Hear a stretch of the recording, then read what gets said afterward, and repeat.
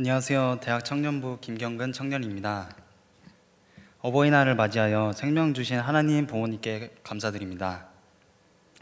먼저 간증의 자리를 담임 목사님과 성도님께서 허락하셨지만 결국 하나님께서 세워주신 자리라고 생각합니다. 하나님께 영광 드립니다. 제가 하나님을 인격적으로 만나 은혜 받고 새로운 사람으로 거듭난 체험을 나눠드리고자 합니다. 많이 부족하지만 잘 들어주시길 부탁드립니다. 저는 12월 초 기준으로 목사님과 청년들의 아낌없는 관심과 사랑 속에 대학 청년부를 다니게 되었습니다. 적응하기도 쉽지 않았을 텐데 빠르게 적응할 수 있게 모두가 도와주었고 늘 바라고 추구하는 젊은 예수 공동체를 이루게 해주셨습니다. 첫 시간부터 지금까지 자주 듣는 문장이 있습니다.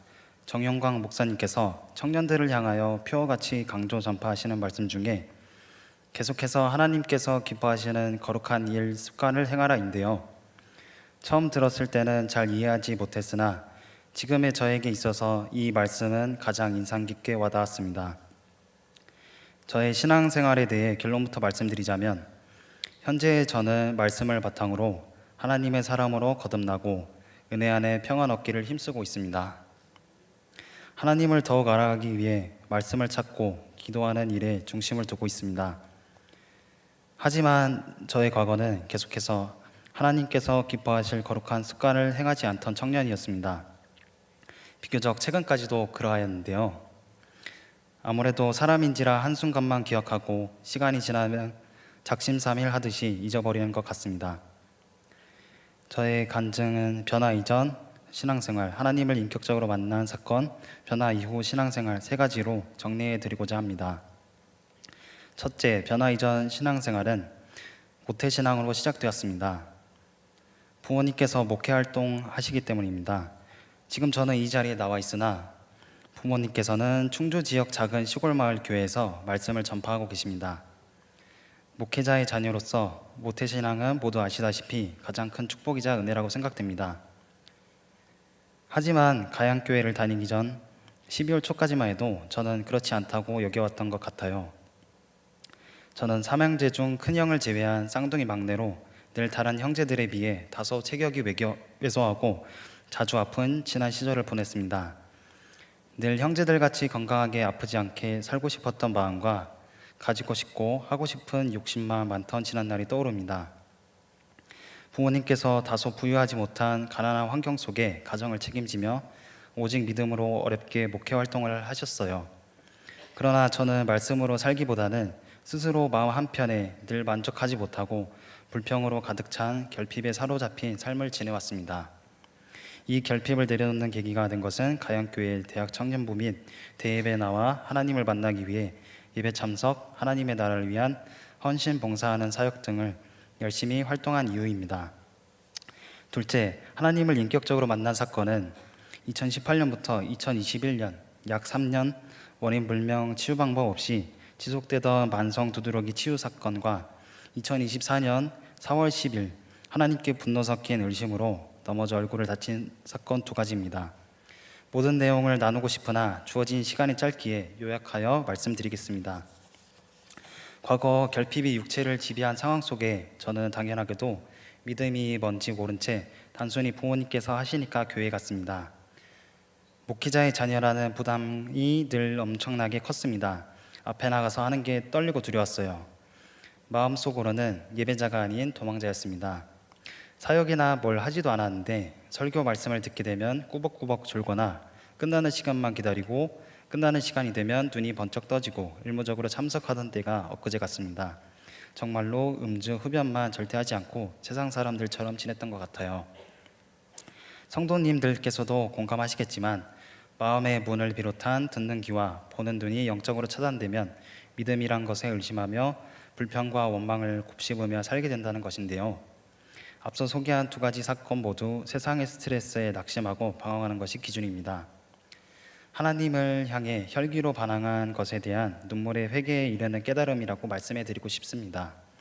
하나님께서 곁에서 동행하심에도 본인이 삶의 주인됨과 하나님을 멀리하고 방황하여 찾지 않을 때 때가 됐는지 하나님께서는 수단과 방법을 가리지 않고 저를 부르셨습니다. 저에게는 빛과 음성으로 찾아오셨어요. 하나님께서는 어떻게 해서든지 사랑으로 오래 참으사 올바른 길로 인도하십니다. 저에게 찾아오셔서 믿음의 중요성을 알게 하시고 스스로를 부인하고 십자가를 지게 하는 믿음을 주셨습니다. 또한 저의 고통을 하시고 아픈 곳을 치유하고 낫게 하셨습니다. 셋째, 변화 이후 신앙생활은 앞으로 죄인된 저를 살려주시고 구원해 주신 하나님의 말씀대로 순종하며 살아가고자 다짐했습니다. 과거 저는 하나님 예수님과 같은 사랑이 없었고요. 세상을 따르는 자존심, 허영심, 불평, 의심, 불만 생각들이 세기도 어려울 정도로 많았습니다. 하나님의 계명을 지키는 것이 아닌 스스로가 일권의 바벨탑이자 우상을 쌓았습니다. 제가 하나님께 쌓아 올렸던 바벨탑 우상 모든 것이 하나님 앞에 무너지고 깨지고 엎드려져 보니 비로소 깨닫게 되었어요. 이런 상황 속에서도 하나님께서는 저를 죄와 사망의 권세에서 오른손으로 건져내 주셨습니다. 하나님께서 늘 동행하시고 안전하게 지켜주시는 것을 확신하게 되었습니다. 시편 37장 23에서 24절과 같다고 느낍니다. 여호와께서 사람의 걸음을 정하시고 그의 길을 기뻐하시나니 그는 넘어지나 아주 엎드러지지 아니함은 여호와께서 그의 손으로 붙드심이로다. 아멘. 이러한 사건을 경험하고 나니 하나님이 정말 위대한 전능자인 것을 알게 되었고 하나님 없이 살 수 없는 부족한 사람이란 것을 느끼게 되었습니다. 하나님 앞에 숨고 도망치는 것이 아닌 부르시는 뜻대로 당당하게 마주하기로 변하였습니다. 옛사람에서 새사람으로 변화시켜 주신 하나님만을 유일한 전능하신 왕으로 모시기로 결단했습니다. 이전에는 예배, 찬양, 기도 모든 게 다 허구처럼 느꼈으나 변화된 지금의 저는 천국의 열쇠인 예수님을 통하여 하나님께 유일하게 나아가는 방법이라고 생각합니다. 드디어 하나님의 나라에 대한 비밀을 알게 되었다고 생각합니다. 말씀이 너무 소중하다고 느껴요. 마지막으로 정리하겠습니다. 저에게는 하나님, 예수님, 말씀과 사랑을 비롯한 헌신, 봉사, 감사, 기도가 넉넉하지 못하고 부족했습니다. 하나님을 만나고 제 삶이 변화되었습니다. 부모님의 믿음과 기표와는 다르게 직접 하나님을 만나야 하더라고요. 신앙은 부모님을 비롯한 형제에 가까운 사람들이 대신해 줄 수 없다는 것을 알았습니다. 하나님을 만나게 될 때 세상의 광풍과 광야 속에 놓여 있더라도 말씀으로 묵상하고 간절히 기도로 구하면 하나님께서 도와주신다는 것을 깨닫게 되었습니다. 하나님과의 일방통행이 아닌 쌍방통행으로 교제할 수 있다는 것을 알게 되며 하나님과의 말씀이자 하나님의 나라를 구하기 위해 찾고 두드리는 신앙으로 변하게 되었습니다.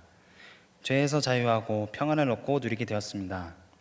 비로소 하나님께서 하나님의 나라와 이를 구하며 열심히 전도하며 봉사하도록 만드셨습니다. 저의 변화는 고린도후서 4장 16절에서 18절 말씀과 같이 되었습니다. 그러므로 우리가 낙심하지 아니하노니 우리의 겉사람은 낡아지나 우리의 속사람은 날로 새로워지도다.